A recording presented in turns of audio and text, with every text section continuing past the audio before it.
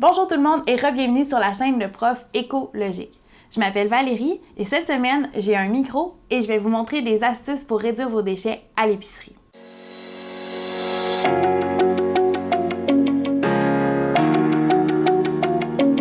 Donc, cette semaine, je vais me concentrer sur les épiceries dites normales. Donc, j'entends par là les grandes bannières comme Métro, IGA, Super C et compagnie. Et je vais vous donner des astuces pour éviter le suremballage à l'épicerie. Je vous promets pas que vous finirez avec aucun emballage, aucun déchet à la fin, mais bien que vous allez apprendre des trucs pour en avoir de moins en moins. Donc, avant de parler de l'épicerie, je vais vous parler absolument de planification. Donc, planifier son épicerie, c'est très important parce que ça évite aussi le gaspillage alimentaire. Et à mes yeux, le gaspillage alimentaire, c'est encore pire que le suremballage parce que ça demande tellement de ressources à la planète pour produire les aliments que gaspiller des aliments, c'est vraiment pas une bonne chose pour l'environnement.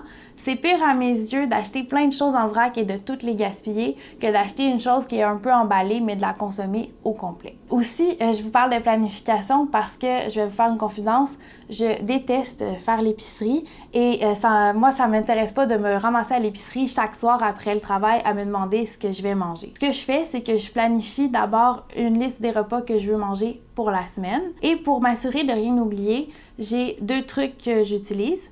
Le premier, c'est que j'utilise un petit tableau magnétique sur mon réfrigérateur. Et quand je suis en train de cuisiner et que je me rends compte que je viens de terminer un ingrédient, je l'ajoute tout de suite sur ma liste pour être sûre de ne pas l'oublier à ma prochaine épicerie. Et deuxième truc, c'est qu'une fois que j'ai cette liste-là de mes repas et de mes ingrédients manquants, bien, je prends tout ça et j'entre ça dans une application sur mon téléphone cellulaire. Donc, c'est l'application qui me sert de liste d'épicerie. Donc, quand je vais à l'épicerie, il y a des choses que j'apporte vraiment toujours avec moi. Donc, entre autres, il y a 4 objets essentiels que j'apporte toujours avec moi quand je vais à l'épicerie. Le premier, bien, c'est évidemment mon téléphone parce que sans la liste, ça va très mal. La deuxième chose que j'apporte toujours, ce sont des sacs réutilisables comme ceci. Donc, si vous vous intéressez moindrement au zéro déchet en 2020, vous avez probablement déjà des sacs réutilisables à la maison. Mais pour ceux qui n'en auraient pas, mon premier conseil, ce serait de faire le tour de votre entourage et de voir s'il n'y a pas des gens de votre famille ou de vos amis qui en ont accumulé trop au fil des ans et qui seraient contents de s'en débarrasser et de vous les donner. Donc, il y a probablement une personne comme ça dans votre entourage. Si j'ai des sacs réutilisables, ben oui, j'en ai dans la cuisine, j'en ai dans l'auto, j'en ai dans l'auto à ton père, j'en ai dans le garage, j'en ai dans la chambre. Combien t'en as besoin? 4? Juste 4? Ben là, attends un peu, je vais te faire choisir. Regarde, celui-là, c'est le premier que j'avais acheté à l'époque. Là, ça, c'est un beau sac de métro. Hein, joli, hein? Sinon, celui-là, c'est ta grand-mère qui me l'a donné parce qu'elle a vu des fleurs dessus et elle pensait que j'aimerais ça.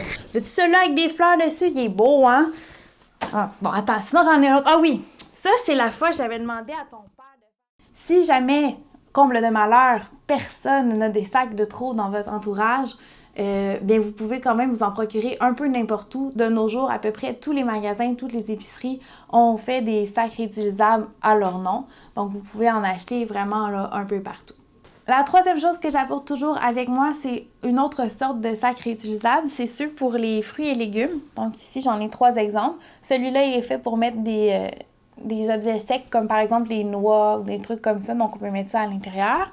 Et les autres, ben, c'est plus des sacs à fruits et légumes, donc en filet comme ceci. Il y en a de plus petits formats, il y en a de plus grands formats. Ça permet de mettre toutes sortes de fruits et légumes à l'intérieur. Encore une fois, si vous n'en avez pas, je vous encouragerais à faire le tour de votre entourage pour demander s'il y en a qui pourraient vous en donner.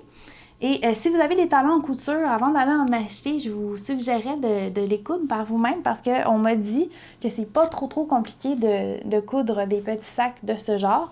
Moi, je suis très mauvaise couturière, mais certaines personnes dans ma famille sont meilleures que moi puis sont capables d'en faire. Avoir ça à portée de main, ça va vous éviter bien évidemment de prendre les petits sacs de plastique qui sont en rouleau à l'épicerie, donc pour mettre les fruits et légumes. Donc ça va tout de suite éliminer ce déchet-là pour toujours. Donc je vous encourage fortement à vous procurer ça rapidement. La quatrième chose que j'apporte toujours avec moi à l'épicerie, et là je pense que c'est pas la majorité des gens qui le font, ce sont des plats de plastique. Pourquoi j'apporte des plats de plastique? Eh bien c'est parce que depuis quelques mois, les chaînes d'épicerie IGA et Métro nous permettent d'apporter nos plats de plastique pour y déposer du poisson ou de la viande. Donc personnellement, je suis pas végétarienne ou vegan, on consomme encore de la viande à la maison, mais quand j'achète de la viande, j'essaie de toujours apporter mes plats pour au moins réduire le suremballage. Un premier conseil que je pourrais vous donner si vous voulez apporter vos plats à l'épicerie, c'est de demander au commis de ne pas mettre l'étiquette à plat sur le couvercle parce que souvent ça laisse un résidu un peu collant qu'on peut faire partir à l'aide de liquide à briquet. Donc ça va enlever la colle assez facilement. Mais je vous le dis, ça part pas facilement qu'on lave juste avec du savon vaisselle. C'est très difficile à faire décoller. Et le deuxième truc que je peux vous donner, c'est que si vous possédez des plats de ce type, mais avec le bas qui est en vitre, vous pouvez les apporter chez IGA, mais Métro ne les accepte pas. Ils préfèrent les plats de plastique parce qu'il y a moins de risques que ça casse. Donc si vous magasinez régulièrement chez Métro, je vous conseille vraiment d'apporter des plats avec un fond en plastique. Épicerie. Bienvenue à Épicerie. Alors comme vous pouvez le constater, on est maintenant rendu à l'épicerie et je vais prendre le temps de dire un gros merci à IGA parce que c'est IGA qui a accepté de me laisser filmer ici. Donc sans plus tarder, je vais vous donner mon premier truc lorsqu'on est à l'épicerie pour éviter le suremballage. Donc, la première astuce, ce serait de vérifier s'il n'existe pas une version en vrac du produit que vous désirez acheter. Comme ici, on a une portion de persil qui est pré-emballée, mais si on va un peu plus loin dans la section des fruits et légumes, bien, on remarque qu'on a le même persil ici, mais qu'il est en vrac. Donc, ce serait vraiment le premier réflexe à adopter, de toujours chercher pour les choses qui sont disponibles en vrac. Alors, ma deuxième astuce, c'est mes petits sacs en filet que je vous ai déjà présentés. Donc ici, je dois mentionner que je suis vraiment contente de pouvoir vous présenter une section comme ça parce qu'il y a déjà quelques mois, ça n'existait pas. Donc c'est vraiment nouveau dans ma succursale IGA de pouvoir aller se servir ses fruits et légumes en vrac. Donc c'est pas plus compliqué que ça.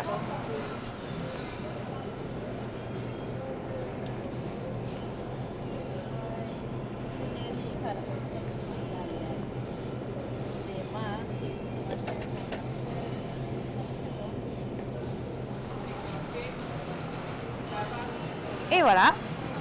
Ici, on a peut-être qui trouvent ça un peu bizarre de ne pas avoir d'ustensiles. Ils sont peut-être un peu dédaignés par ça, mais je vous dirais, inquiétez-vous pas. C'est sûr que c'est quelque chose qu'on pourrait suggérer à la succursale IGA. Peut-être que ça attirerait plus de gens s'il y avait des pinces ou une quelconque forme d'ustensile. Mais sachez que si vous rincez bien vos légumes et si vous les faites cuire après, il n'y a pas de souci, il n'y aura pas de bactéries ou rien de dangereux là-dessus. Donc, il suffit juste de bien les laver avant de consommer. Alors, mon troisième truc, c'est les plats de plastique. Il s'agit simplement de demander gentiment à votre commis de mettre la viande dans votre plat en plastique. Bonjour, monsieur. Est-ce que je pourrais avoir 2 poitrines de poulet désossées là-dedans, s'il vous plaît? Merci. Alors, la bonne nouvelle, c'est qu'on peut faire aussi la même chose avec le poisson. Un dernier truc, ce serait d'éviter les portions individuelles et de privilégier les grands formats afin d'éviter le suremballage. Alors voilà mes trucs pour réduire nos déchets dans une épicerie dite régulière. Vous ne viendrez pas me dire que c'est pas payant d'être écologique. Bon, je sais que les plus sceptiques d'entre vous vont dire « OK, mais qui est-ce qui surveille, qui est-ce qui prend ces places-là? » Pour être honnête, vous avez probablement raison. Personne. Par contre, je trouve que c'est une belle initiative. À tout le moins, ça a l'avantage de rappeler aux gens d'apporter leur sac. Puis s'il y en a pour qui ça peut motiver à apporter leur sac, le fait d'avoir une place de stationnement réservée, tant mieux. Donc voilà, c'était pas plus compliqué que ça. Pour ceux et celles qui se disent « Ah oui, mais j'applique déjà pas mal de ces trucs-là déjà. J'aimerais ça en savoir un peu plus, pousser ma démarche un peu plus loin. » Mais ça tombe bien parce que la prochaine fois, j'avais prévu de vous parler des épiceries spécialisées. Donc des épiceries où on peut acheter des produits en vrac et qui ont vraiment une vocation zéro déchet. Donc restez à l'affût de mon prochain vidéo parce que c'est de ça que je vais parler.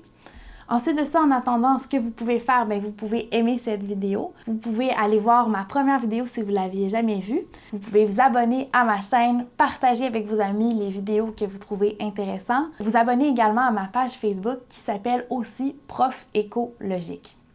Donc d'ici là, je vous dis, essayez quelque chose de nouveau parce que qui ne se plante jamais n'a aucune chance de pousser. Merci tout le monde et à la prochaine. Là, où tu t'en vas, là, pars pas si vite. Je vais te donner un sac pour mettre tes sacs dedans. Mais non, mais celui-là, il est gros, tu vas pouvoir toutes les mettre dedans. Oui, mais